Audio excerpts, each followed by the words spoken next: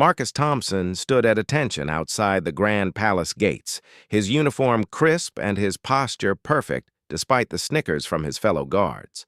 At 24, he had been serving in the Royal Guard for 3 years, but respect from his colleagues remained as distant as the stars above the palace towers. "Look at Thompson again, pretending he's important," whispered Guard Captain Harrison to his group of cronies during the morning briefing. "Still thinks he belongs with the real soldiers." Marcus kept his eyes forward, but his jaw tightened slightly. The mockery had become a daily ritual, as predictable as the changing of the guard itself. His colleagues saw him as the weak link, the one who barely passed physical training, the guard who got nervous during formal ceremonies.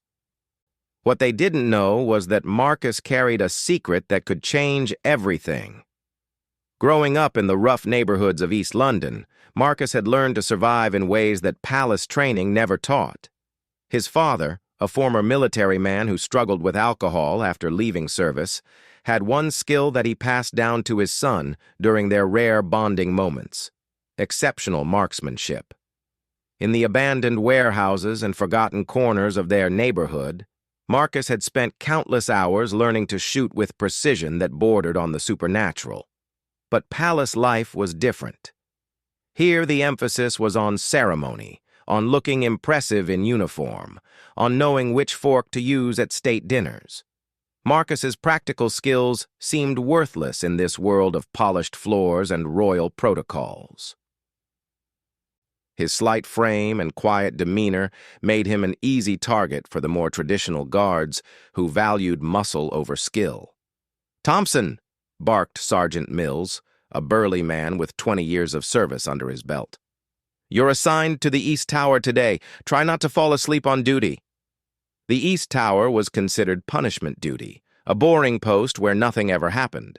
It was where they sent guards they wanted to forget about.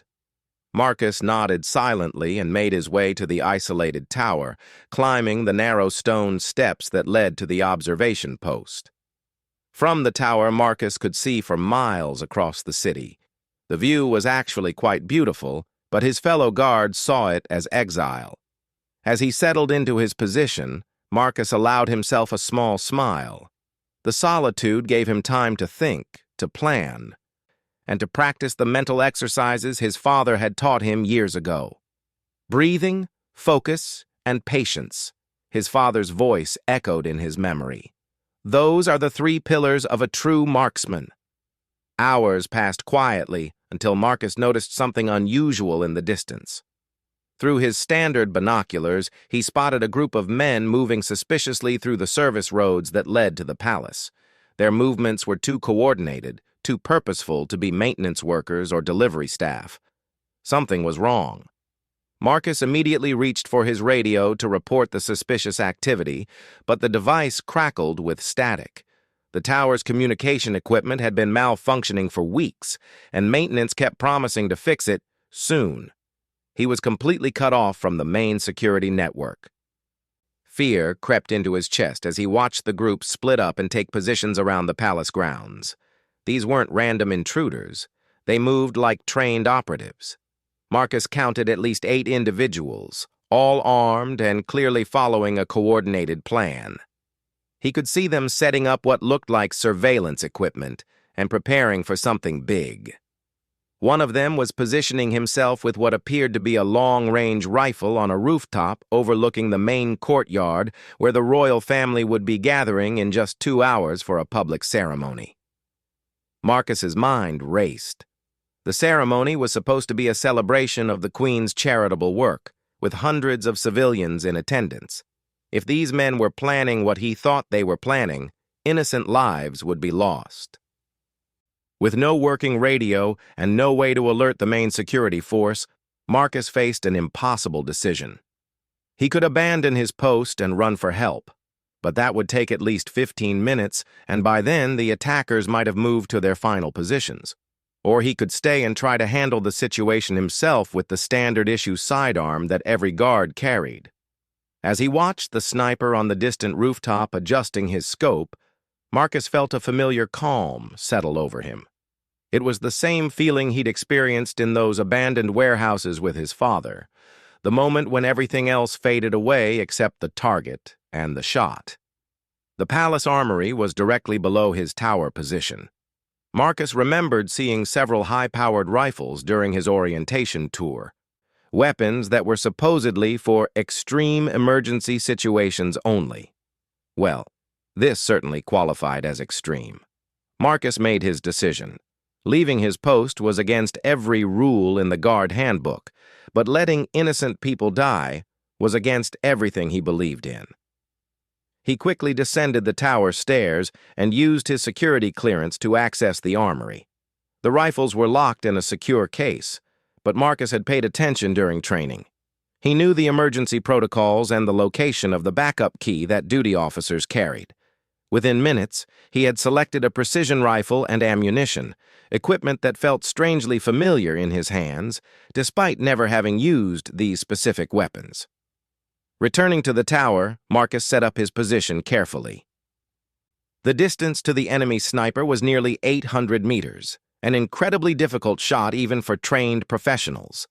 But as Marcus settled into position, his breathing naturally slowed and his hands became steady. Through the rifle scope, he could see the enemy sniper clearly now. The man was young, professional-looking, and completely focused on the courtyard below where security teams were beginning to set up for the ceremony. Marcus could also see the man's finger moving toward the trigger. Time slowed to a crawl as Marcus made his calculations. Wind speed, distance, elevation, the movement of his target, all the factors his father had drilled into him during those long afternoons in the warehouse. The mocking voices of his fellow guards seemed to fade into nothing as Marcus found the perfect moment between heartbeats. The shot echoed across the palace grounds like thunder. Through his scope, Marcus watched the enemy sniper collapse, his weapon falling harmlessly to the rooftop. But Marcus knew his work was far from over. There were still 7 other attackers positioning themselves around the palace, and the ceremony was set to begin in less than 90 minutes. Below in the palace, alarms suddenly began blaring as security teams discovered the fallen attacker. Marcus could see guards rushing in all directions, finally realizing that the palace was under threat. But in the chaos and confusion, he knew they might not find all the attackers in time. From his tower position, Marcus had the perfect vantage point to see the entire operation unfolding. He could track the movements of the remaining attackers and potentially stop them before they could complete their mission. But doing so would mean revealing his extraordinary abilities to the same people who had spent years mocking him as the weakest member of their team. As another attacker moved into position near the main entrance, Marcus steadied his rifle again. His fellow guards might never understand who had saved them, but that didn't matter now. What mattered was protecting the innocent people who would soon fill the courtyard below, trusting that the royal guard would keep them safe. The weight of responsibility settled on Marcus's shoulders as he prepared for the most important shots of his life. In the distance, he could hear the sound of approaching sirens and the shouts of security teams scrambling to respond to the threat. But up in his tower, Marcus remained perfectly calm, finally able to use the skills that had been dismissed and ignored for so long. As he lined up his next shot, Marcus wondered if his colleagues would ever learn the truth about what happened that day, or if they would continue to see him as the weakest link in their chain. Either way, he was ready to do whatever it took to protect the people counting on him, even if they never knew his name. The second shot was even more challenging than the first. Marcus tracked an attacker who was moving between the palace gardens, using the carefully manicured hedges as cover. This target was approximately 600 meters away and constantly changing position, making it nearly impossible to get a clean shot. Marcus controlled his breathing and waited. His father had taught him that patience was often more important than skill. "The target will always give you the moment you need," the old man used to say. "You just have to be ready when it comes." Through his scope, Marcus watched the attacker pause near a fountain to check his equipment. For just 3 seconds, The man stood perfectly still, completely exposed. Marcus didn't hesitate. The rifle kicked against his shoulder, and through the scope, he saw the second attacker fall. 2 down, 6 to go. Below in the palace courtyard, the security response was intensifying. Marcus could see armed response teams spreading out across the grounds, but they were searching randomly, without the advantage of his elevated position. From the tower, he had a clear view of the entire operation, while the ground teams were working blind. His radio suddenly crackled to life. Apparently, the communication equipment had finally been repaired during the emergency response. "All units, this is command," came the urgent voice of Security Chief Davidson. "We have confirmed hostile contact on the grounds. Unknown number of attackers. The royal family has been moved to secure locations, but the public ceremony is still scheduled to proceed. We need a complete sweep of the perimeter." Marcus keyed his radio carefully. "Command, this is Tower East. I have visual on multiple hostiles from my position. Request permission to engage." There was a long pause before Davidson's voice came back, filled with confusion and annoyance. "Tower East, you're supposed to be Guardian Thompson. What's your status, and what do you mean you have visual on hostiles?" "Sir, I can see the entire operation from here. I count 6 more attackers in coordinated positions. I have already neutralized 2 threats." Another pause, longer this time. Marcus could almost hear the disbelief in the silence. "Thompson, are you telling me you've engaged hostile targets? With what weapons? Your post doesn't have sniper capabilities." Marcus looked at the precision rifle in his hands. He knew that admitting to taking weapons from the armory without direct authorization would likely end his career, but people's lives were at stake. "Sir, I accessed emergency armament from the Tower Armory. I have training in long-range marksmanship that wasn't in my personnel file." The radio was quiet for nearly 30 seconds. Marcus could imagine the chaos in the command center as they tried to process this information. The guard they all considered the weakest link was claiming to have neutralized 2 attackers and was requesting permission to continue engaging targets.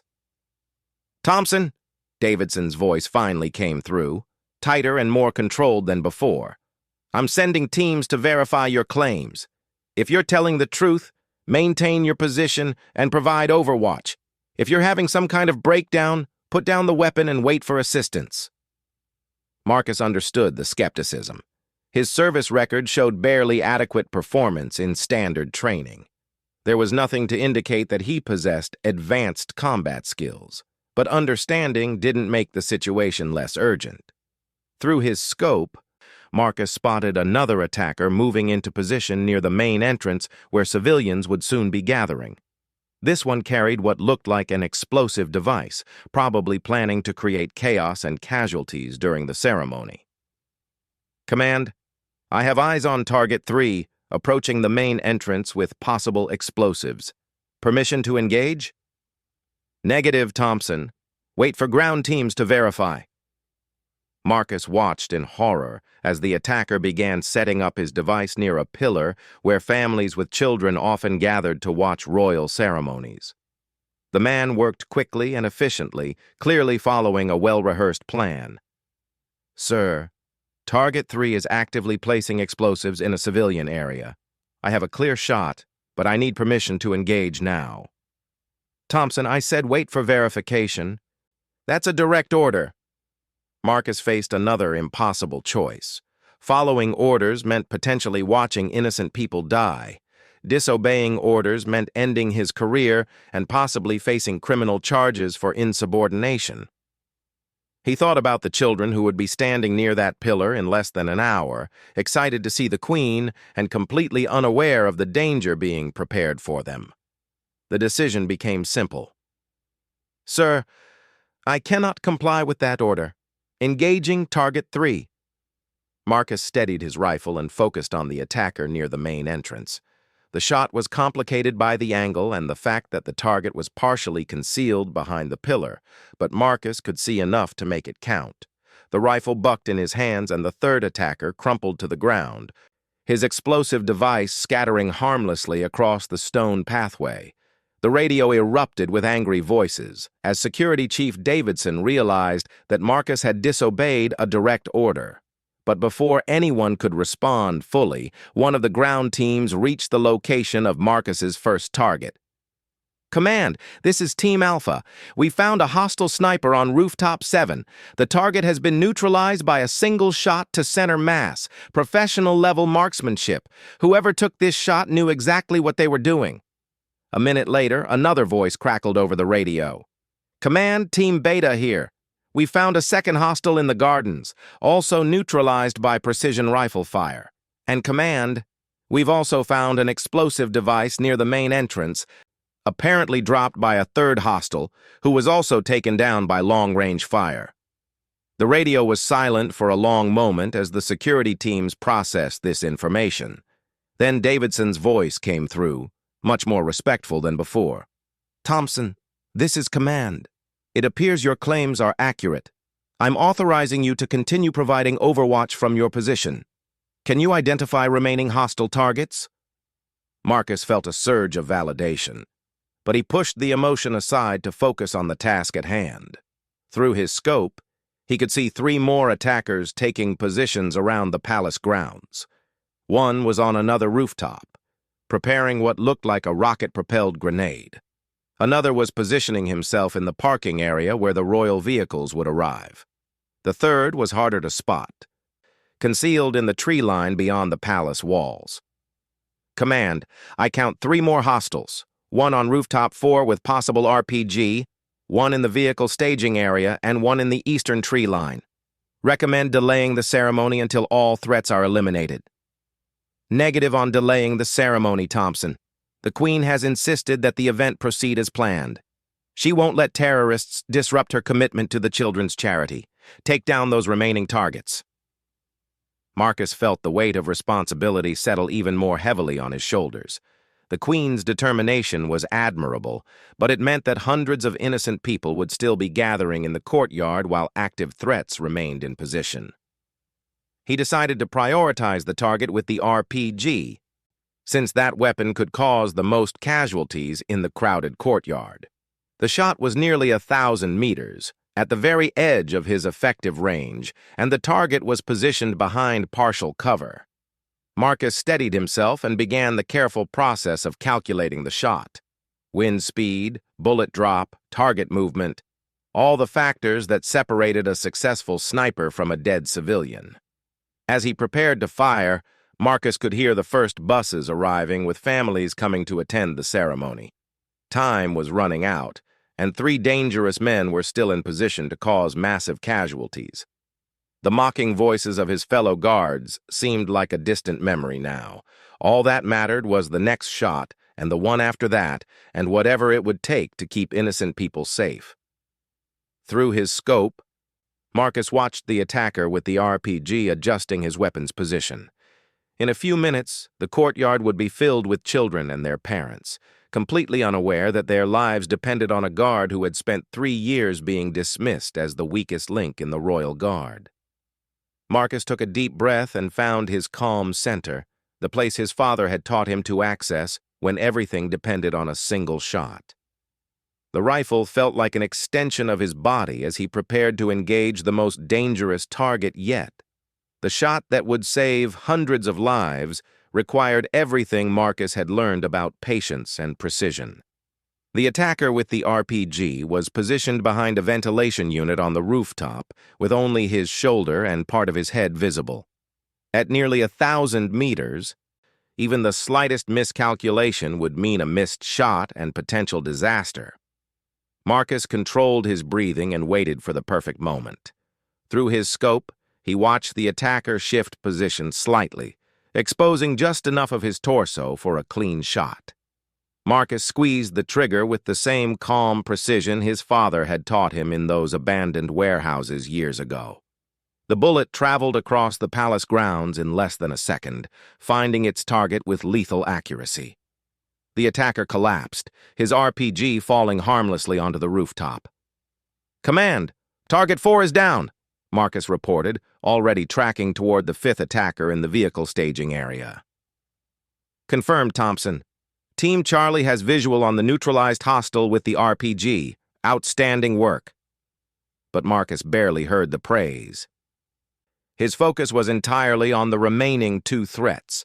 The attacker in the parking area was moving between vehicles, clearly preparing to ambush the royal convoy when it arrived. The sixth man in the tree line remained almost invisible, but Marcus could occasionally catch glimpses of movement through the foliage. Below in the courtyard, families were beginning to gather for the ceremony. Children ran around excitedly while their parents found good viewing positions.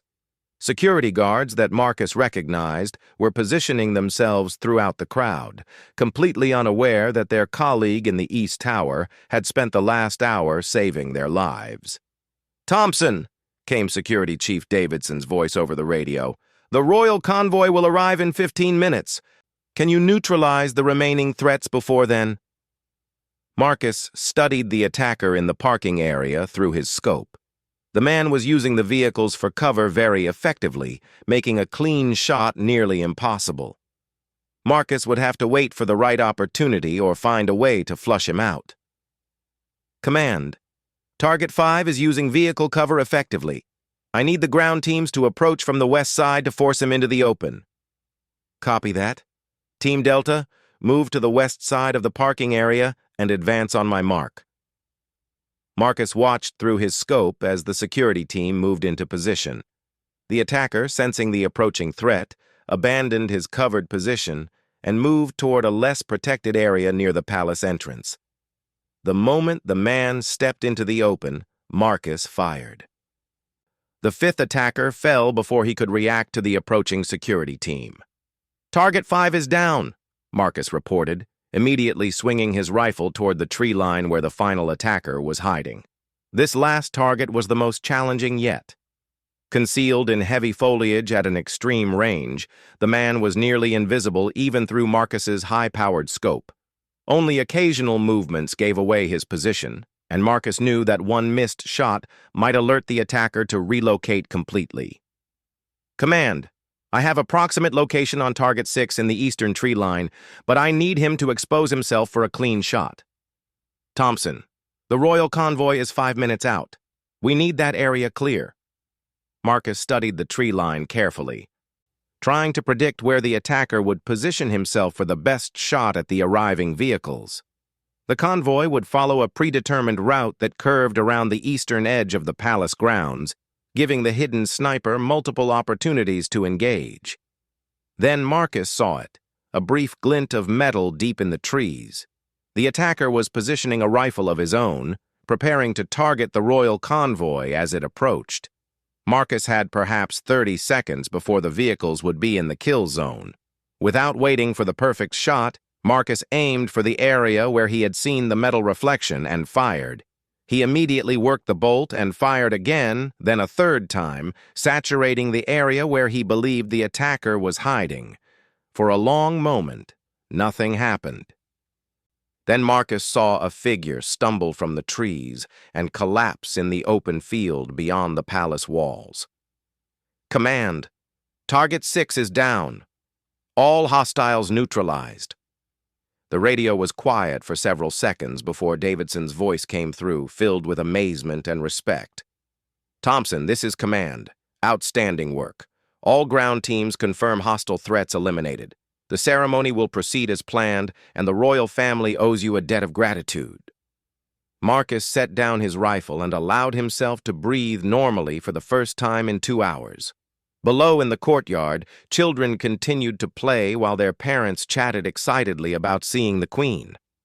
None of them would ever know how close they had come to tragedy, or that their safety had depended on a guard who most people considered the weakest link in the royal guard.